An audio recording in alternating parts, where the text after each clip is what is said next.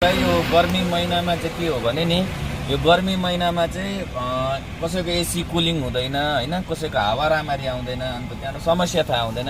हामी ग्यारेजमा गयो भने चाहिँ ग्यारेजवालाले धेरै ग्यास फेरिदिन्छ, के गरिदिन्छ होइन, धेरै पैसा लिन्छ। अन्त यसको लागि चाहिँ हामीले के गर्नुपर्छ भने पहिला यो खोल्ने ग्लभ बक्सलाई है, अनि हाम्रो चाहिँ एसी फिल्टर जाम भएको हुन्छ। एसी फिल्टर कहाँ हुन्छ भने यो ग्लभ बक्सलाई हल्का थिचेर यो बाहिर गर्ने होइन, बाहिर गरेपछि यहाँ भित्र तपाईँलाई म लाइट जलाएर देखाउँदैछु ल फर्स्ट।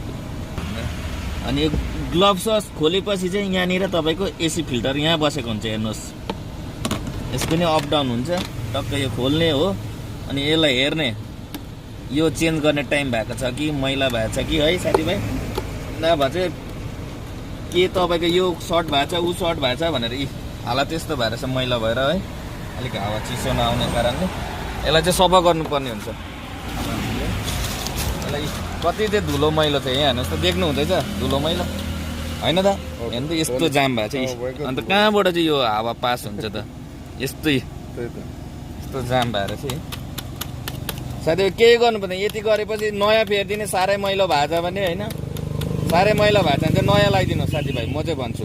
मैले चाहिँ अहिले टेम्पोरी गरेको, म पनि नयाँ लाउँछु, साह्रै मैला रहेछ मेरो पनि है। तर यस्तो मैला भएपछि अझै हावाहरू छ भने चाहिँ हावाको प्रेसरले सफा हुन्छ र यो अब काम लाग्दैन, सबै भुवा उडिसक्यो।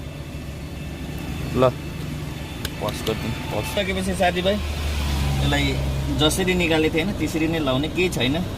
केही यहाँनिर चाहिँ रकेट साइन्स त केही पनि छैन साथीभाइ, यसलाई लाउनु सजिलै छ हो। माथि मुनि चाहिँ हेर्नुपर्छ, अलिक अप डाउन भयो भने चाहिँ पस्दैन यो। अलिक पस गरिदिँदा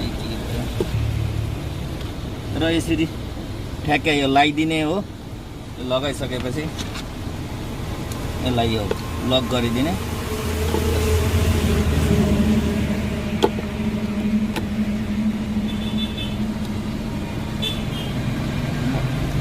बन्द गरिदिने